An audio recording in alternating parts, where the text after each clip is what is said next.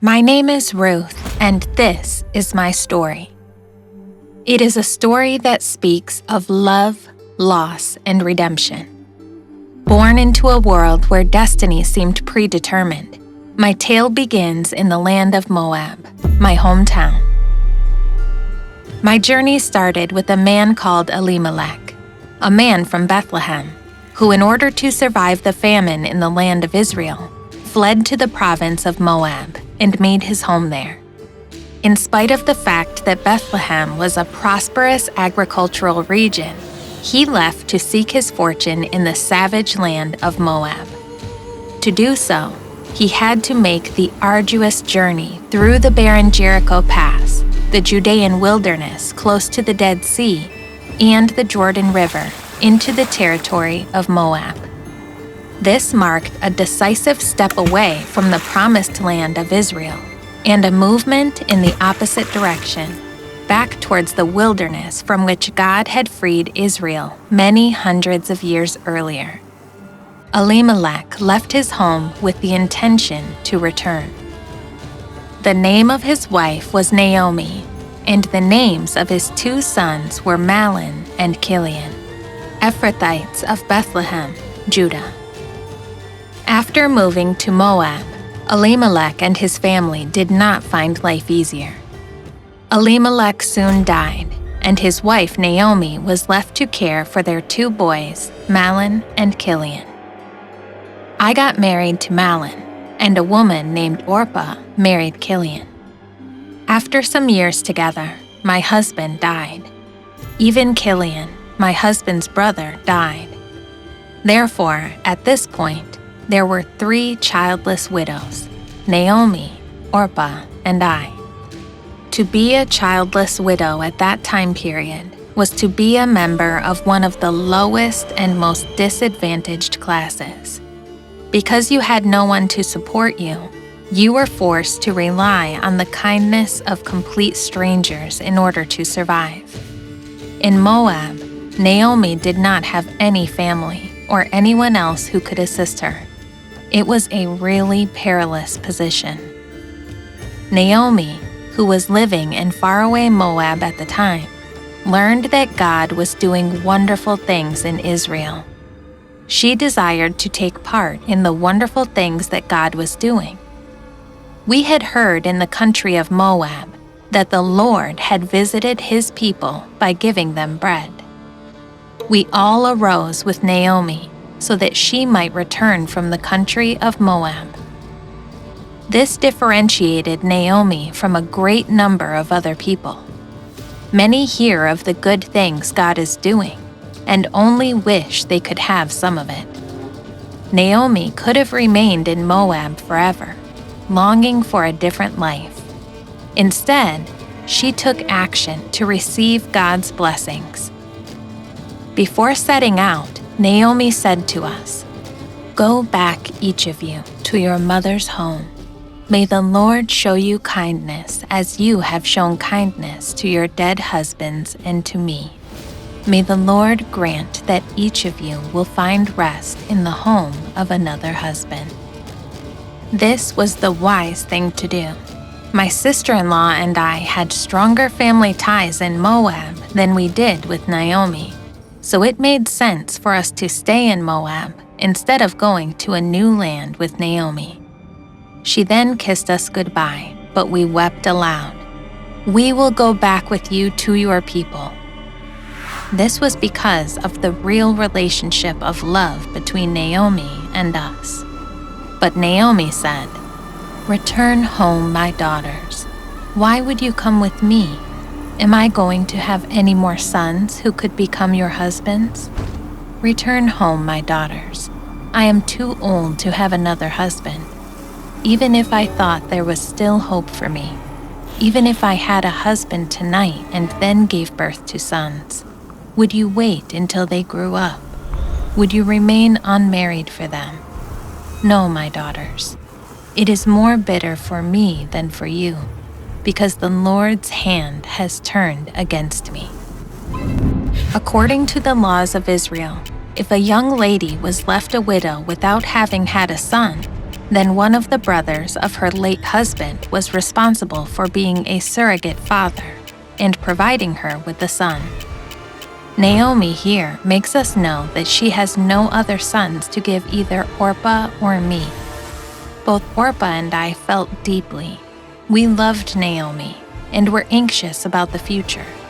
But a choice had to be made, and Orpah chose to stay in Moab while I clung to Naomi.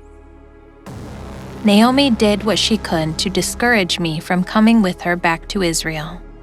"Look," said Naomi, "your sister-in-law is going back to her people and her gods. Go back with her." But I replied, "Don't urge me to leave you or to turn back from you. Where you go, I will go, and where you stay, I will stay. Your people will be my people, and your God, my God. Where you die, I will die, and there I will be buried. May the Lord deal with me, be it ever so severely, if even death separates you and me." This was more than a change of address. I was willing to forsake the Moabite gods that I grew up with and embrace the God of Israel. I was deciding to follow the Lord. This Gentile woman, once far from God, had drawn near to him. I had little knowledge of the true God, the God of Israel, but I knew he was a God of fairness and justice, so he could be called upon to hold me accountable to this promise. Bound by loyalty and devotion, I stood at the side of my beloved Naomi, a woman whose strength and wisdom seemed to transcend the hardships that life had dealt her. Together we faced the harrowing reality of loss. Grief enveloped us like a veil, threatening to consume our spirits entirely. It was a long walk from Moab to Bethlehem, and the trip was mostly uphill. And it happened when we had come to Bethlehem that all the city was excited because of us. Bethlehem was just a large village. Everyone in the village knew everyone else and remembered those who had left years ago. The ladies then asked one another, "Is this Naomi?"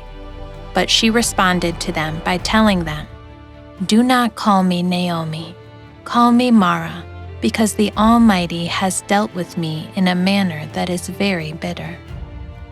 The meaning of the name Naomi is pleasant, while the meaning of the name Mara is bitter. This was Naomi's way of conveying to the people of Bethlehem how cruel it had been for her to be apart from Israel and the God of Israel. In other words, Naomi was not a pretender. There was no way she was going to go home and act like everything was all right so she could be pleasant.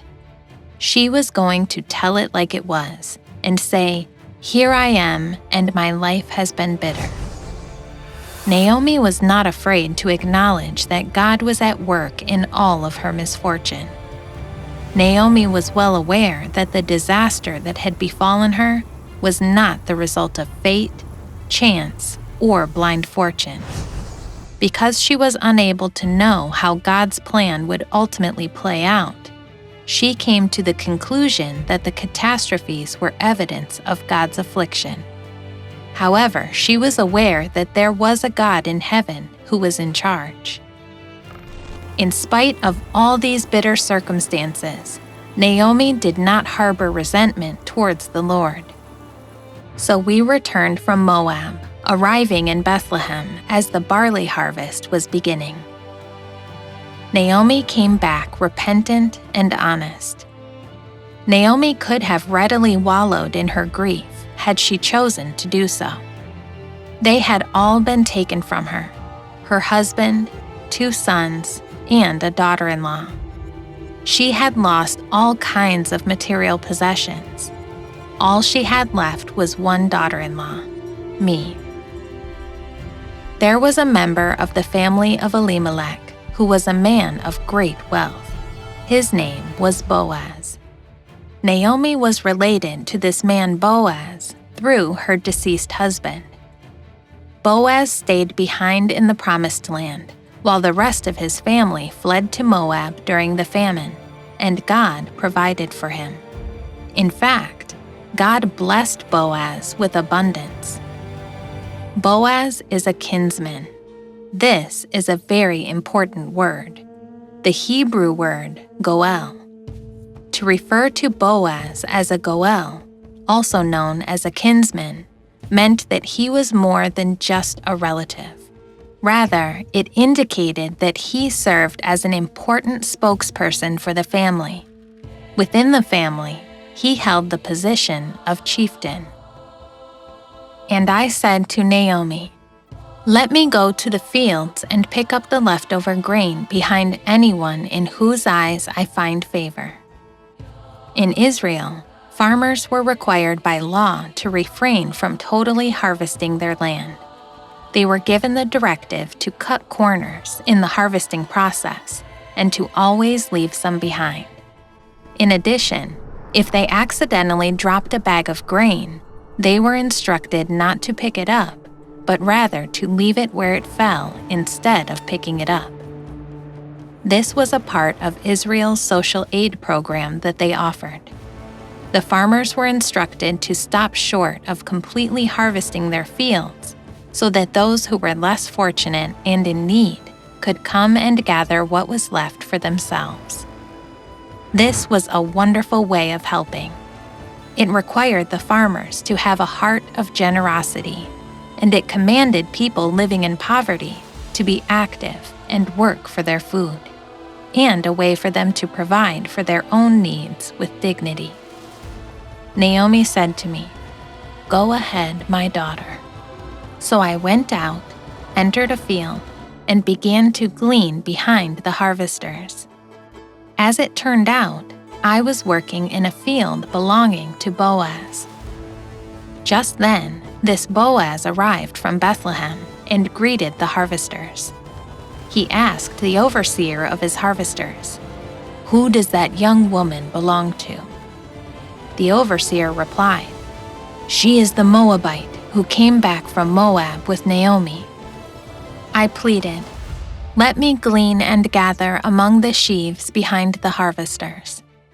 With compassion in his voice, he said to me, "Don't go and glean in another field, and don't go away from here. Stay here with the women who work for me. Watch the field where the men are harvesting, and follow along after the women." These were Boaz's female field workers, who tied together the cut stalks of grain. Boaz told me to stay close to them, so that I would be well taken care of. In Boaz's field, I would find companionship among the young women. In Boaz's field, I would find protection. In Boaz's field, I would find refreshment when you are thirsty. The kindness of Boaz was wonderful. He commanded the men not to lay a hand on me. He also told me to get a drink from the water jars the men have filled when I'm thirsty. At this, I bowed down to the ground, and I asked, "Why have I found such favor in your eyes that you notice me, a foreigner?" I was a Moabitess and not an Israelite. I knew that on this basis I didn't belong. This made Boaz's kindness to me all the more precious. He replied, "I've been told all about what you have done for your mother-in-law since the death of your husband, and how you left your father and mother and your homeland to come live with a people you didn't know before. May the Lord repay you for what you have done. May you be richly rewarded by the Lord, the God of Israel, under whose wings you have come to take refuge." My news had spread around. This is a dynamic of small-town life. Everybody knows everybody else's business. I was flattered, so I said, "May I continue to find favor in your eyes, my Lord. You have put me at ease by speaking kindly to your servant, though I do not have the standing of one of your servants." At mealtime, he came to me, giving me some bread and dipping it in the wine vinegar. And when I sat down with the harvesters, he offered me some roasted grain. I ate all I wanted and had some left over. As I got up to glean, Boaz gave orders to his men. "Let her gather among the sheaves and don't reprimand her. Even pull out some stalks for her from the bundles and leave them for her to pick up, and don't rebuke her." So I gleaned in the field until evening. Then I threshed the barley I had gathered, and it amounted to about an ephah. I carried it back to town, and Naomi saw how much I had gathered. My mother-in-law asked, "Where did you glean today? Where did you work? Blessed be the man who took notice of you." "The name of the man I worked with today is Boaz," I said. She pointed out that Boaz is a close relative, one of our guardian redeemers. Naomi encouraged me to go with the women who work for him, because in someone else's field, I might be harmed. So I stayed close to the women of Boaz to glean until the barley and wheat harvests were finished. But one day Naomi said to me, "My daughter, I must find a home for you, where you will be well provided for. Now Boaz, with whose women you have worked, is a relative of ours. Tonight he will be winnowing barley on the threshing floor. Wash, put on perfume, and get dressed in your best clothes. Then go down to the threshing floor, but don't let him know you are there until he has finished eating and drinking. When he lies down, note the place where he is lying. Then go and uncover his feet and lie down. He will tell you what to do." "I will do whatever you say," I declared. So I went down to the threshing floor and followed my mother-in-law's instructions to the letter. Boaz went to rest at the far end of the grain mound after he had finished eating and drinking and was feeling good. Boaz slept at the threshing floor for a good cause. During the time of the judges, Israel's government and society were in a constant state of instability.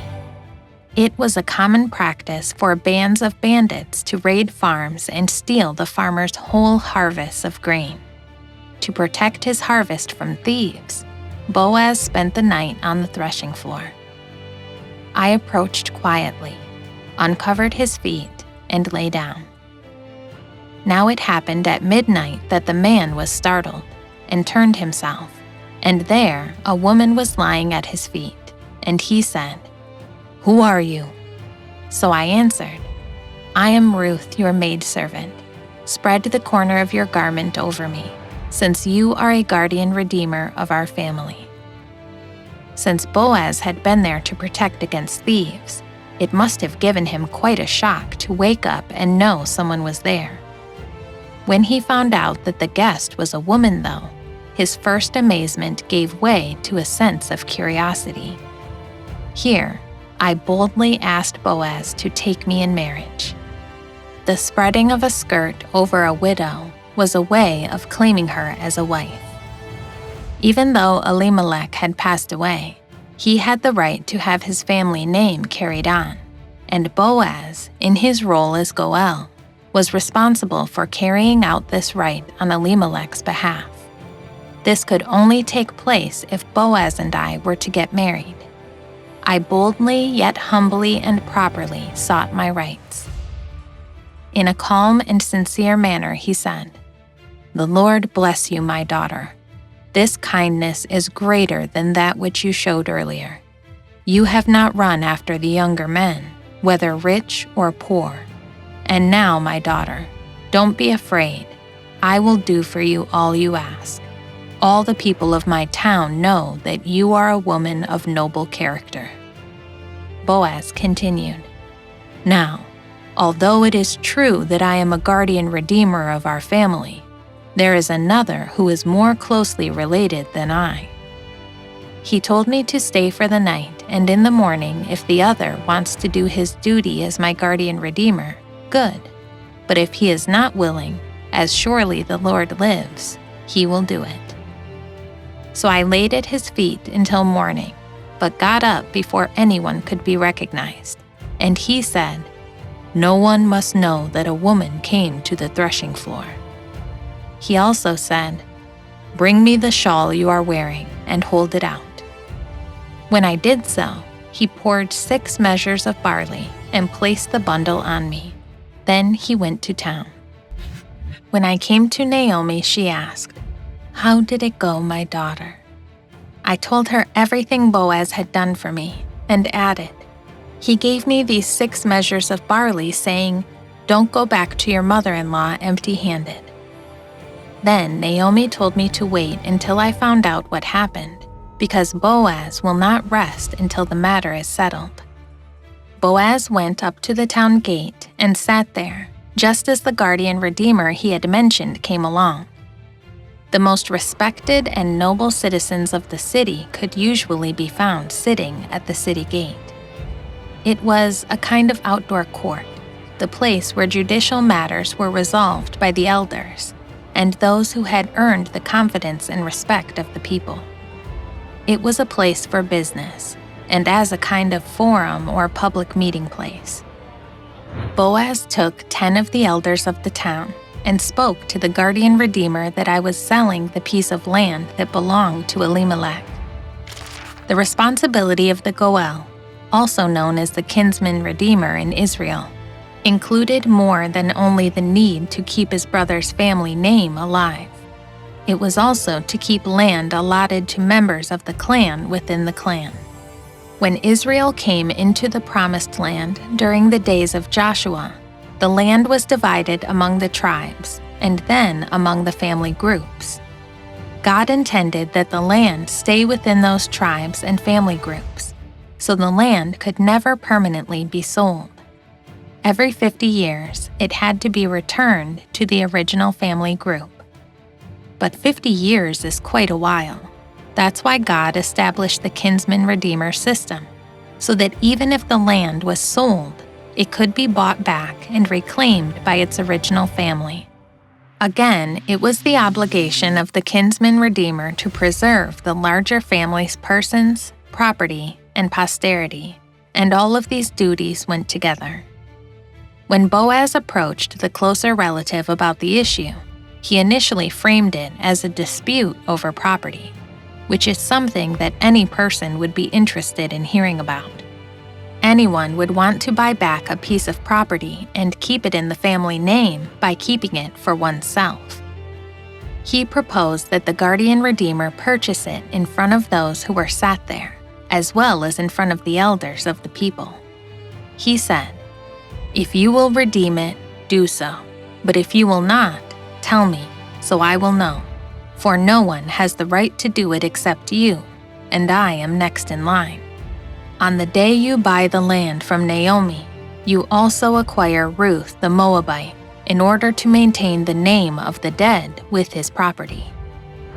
In response to this, the guardian redeemer stated, "Then I am unable to redeem it, because I may put my own estate in jeopardy. You redeem it yourself. I cannot do it." This was the first time the nearer kinsman had given this any thought, and it was a rather big question to process all at once because of the way Boaz had framed the occasion. Boaz was intelligent and shrewd in his approach to this situation. When it came down to a question of property alone, making a decision was simple. However, when it became necessary for him to take me as a bride, the situation became more complicated. Even while it would be wonderful to inherit the land that was connected to Ruth, the closer relative was aware that taking me into his home and bringing up her children would ruin his own inheritance. In former times in Israel, in order for the process of property redemption and transfer to become final, one party would have to take off his sandal and give it to the other party. This was the process that was used to make transactions in Israel legitimate. So the guardian redeemer said to Boaz, "Buy it yourself," and he removed his sandals. Then Boaz announced to the elders and all the people, "Today you are witness that I have bought from Naomi all the property of Elimelech and his sons. and in the process also acquired Ruth the Moabite, Mahlon's widow, as my wife, to maintain the name of the dead with his property, so that his name will not disappear from among his family or from his hometown. Today you are witness." The elders and all the people at the gate said, "We are witness. May the Lord make the woman who is coming into your home like Rachel and Leah, who together built up the family of Israel. May you have standing in Ephrathah and be famous in Bethlehem. Through the offspring the Lord gives you by this young woman, may your family be like that of Perez, whom Tamar bore to Judah." In the beginning, I seemed to be giving up on my best chance of marriage by leaving my native land of Moab and giving my heart and life to the God of Israel.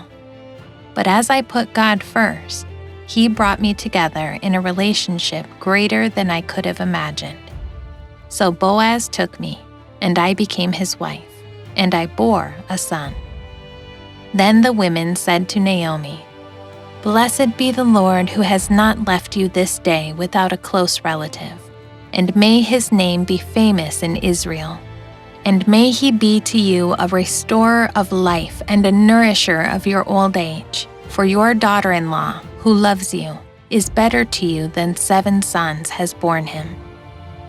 Then Naomi took the child and laid him on her bosom, and became a nurse to him. The path that led me here from the desert plains of Moab to the fertile hills of Judah was one marred by loss, yet ultimately paved with the abundant grace of a loving God.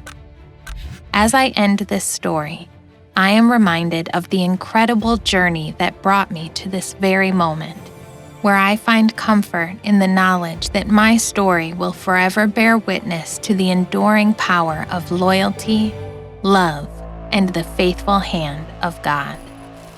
My name is Ruth, and this is my story.